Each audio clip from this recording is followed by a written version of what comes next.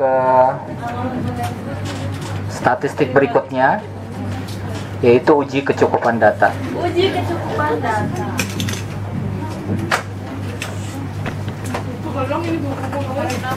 Uji kecukupan data untuk melihat apakah data itu cukup atau tidak. Ya. Nah, apabila Anda melakukan uji ini, lalu untuk apa orang melakukan uji kecukupan data? Contoh, tadi saya mengatakan bahwa murid saya disuruh meneliti tentang tinggi anjing. Dia mengambil sampel dari 600 anjing, dia ukur 60. Ya. Kemudian dosen bertanya, apakah 60 itu cukup mewakili yang 600? Ya. Kalau misalkan Anda masak satu panci, kemudian Anda hanya mengambil 1 sendok.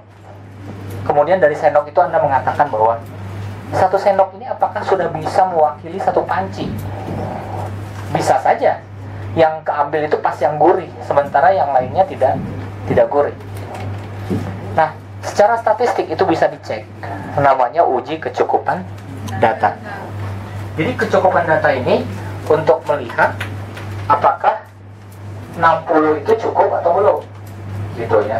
Untuk melihat data yang kita ambil itu cukup atau belum.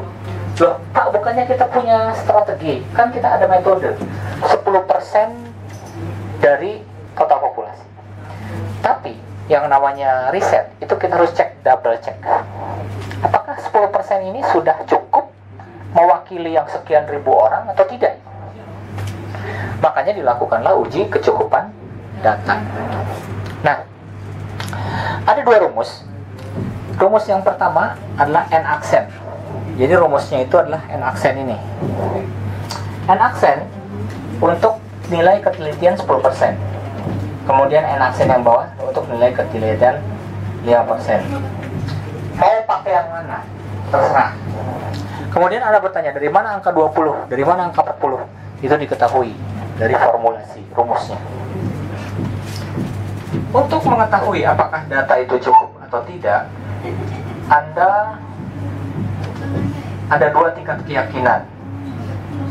Di sini ada 99%, tingkat keyakinannya 3. Ada 95%, tingkat keyakinannya 2. Contoh, ada studi kasus untuk pengolahan data. Bagaimana caranya kita melakukan uji kecukupan data? Misalkan ada responden, ada X, ya. Responden dan X ini maksudnya apa? Jadi kalau responden ini kan berarti katakan orang pertama, orang kedua, orang ketiga, keempat, dan begitu seterusnya. Ya. Kemudian X misalkan nilainya, atau kasus saya punya siswa dari siswa nomor 1 sampai siswa nomor sekian ke bawah. Itu sampai berapa paling ujung? 30. Siswa nomor 1 nilainya 91, siswa nomor 2 nilainya 89, dan begitu seterusnya sampai ke bawah. Saya ingin ngecek apakah 30 siswa ini bisa mewakili. Ceritanya saya ingin melakukan penelitian terhadap 300 orang siswa. Tetapi dari 300 orang ini, saya cukup ambil 30. Pertanyaannya adalah, apakah 30 orang ini bisa mewakili? Sebab kadang-kadang gini, kalau misalkan pas yang saya ambil adalah siswa yang cerdas semua, maka yang tidak cerdas tidak terwakili. Berarti kan data nggak cukup. Atau kebenaran yang saya pas ambil adalah siswa bodoh semua, sehingga yang cerdas juga tidak terwakili, sehingga tidak cukup. Nah, makanya kita uji apakah data ini cukup atau tidak. Kasusnya begitu. Jadi ini jumlah responden. Responden itu orang yang kita jadikan objek penelitian. Itu responden. Anda menanya 10 orang, berarti ada 10 orang responden. Nah, X itu nilainya. Katakanlah ada nilai rapot. Yang Anda lakukan adalah menghitung X pangkat 2. Gampang. 91 pangkat 2 dapatnya sekian. 89 pangkat 2 dapat. Pangkat 2 itu 91 kali 91 hasilnya 8281. 89 kali 89 hasilnya 7921. Anda lakukan dari 1 sampai ke 30 yang di bawah. Anda lakukan sampai ke yang bawah. Sehingga di bawah itu Anda akan mendapatkan total X 2706 total X ya. Katakanlah nilainya itu kita singkat menjadi X. Kemudian di bawah ada yang namanya total X pangkat 2 ya. Berarti dari atas sampai ke bawah ditotalkan dapat 2, 4, 5, 3, 3, 6. Langkah berikutnya Anda hitung rata-ratanya. Ingat, rata-rata saya selalu ngasih rumus. Rata-rata itu adalah sigma atau X bar ya. Makanya saya suka kasih rumus rata-rata itu bisa lambangkan dengan X bar. Kalau ini kan total. Kalau total itu kan berarti sigma X gitu ya. Rata-rata dapat dari mana Pak Fajar? Gampang. 2706 dibagi 30 dapat sekian. Itu kan. Artinya total semua dibagi jumlah data dapat 90,2. Jadi X bar itu sama dengan sigma XI per N gitu kan. Sigma XI nya kan 2706 ya. Kemudian yang berikutnya dapat 176 dapat dari mana Pak Fajar? 245336 dibagi 30. Berarti sigma XI nya juga dibagi dengan N, sehingga Anda dapat rata-rata. Lalu apa yang harus dilakukan setelah itu? Setelah itu Anda masukkan ke dalam rumus ini. Nah, bagaimana cara memasukkannya Pak? Gampang. 20 dikali akar. Akarnya itu kalau nggak salah sampai ke ujung nih ya. Nggak segini. Ini salah ini. Akarnya itu sampai ke ujung. Sampai sini. N nya kan 30. Sigma X pangkat 2. Sigma X pangkat 2 kan ini. Ini sigma X pangkat 2 gitu kan.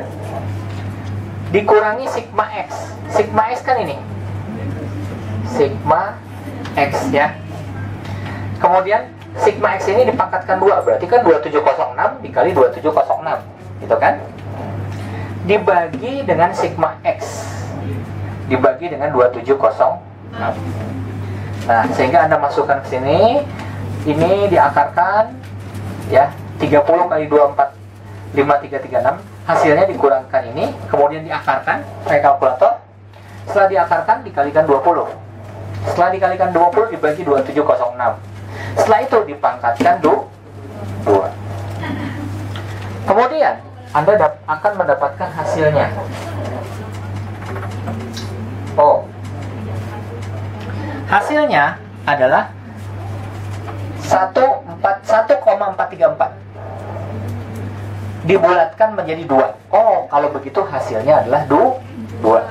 Kesimpulannya apa Pak? Kesimpulannya, dalam hasil perhitungan diketahui bahwa N aksen kurang daripada N. N-nya kan 30. Yang artinya jumlah sampel yang diambil dalam penelitiannya nyatakan cukup. Artinya data itu cukup. Kalau N aksen kurang dari N. Kenapa? 2 kan kurang dari 30. Berarti kan hasil yang kamu hitung kurang dari 30. 30 itu kan jumlah data. Kalau lebih dari 30 berarti tidak cukup. Apa yang harus saya lakukan Pak kalau data tidak cukup? Kalau data tidak cukup berarti kamu jangan ambil 30. Kamu tambahin lagi 5 misalkan. Oh, saya ambil data 35 gitu. Karena data tidak cukup. Kemudian setelah itu kamu tes lagi. Cukup tidak? Kalau belum cukup juga, ambil lagi data. Gitu. Itu untuk mengetes, kan begitu. Kalau kamu punya sup satu panci ingin ngetes, kamu aduk dulu, cukup atau tidak? Saya takut nggak cukup, kamu kocek lagi, ambil lagi kan, gitu kan? Nah, kalau sekiranya setelah 3 kali kocek, kamu merasa kayaknya udah oke nih, baru clear. Ngerti ya maksudnya ya? Itu yang disebut dengan uji kecukupan data. Oke, ini yang disebut dengan uji kecukupan. Jadi kalau N aksen atau hasil perhitungan kurang dari N, cukup. Tapi kalau N aksen lebih besar daripada N, tidak cukup. Berarti Anda harus ngambil data lagi. Berarti N-nya jangan 30 dong ya. Bisa jadi Anda tambahkan lagi.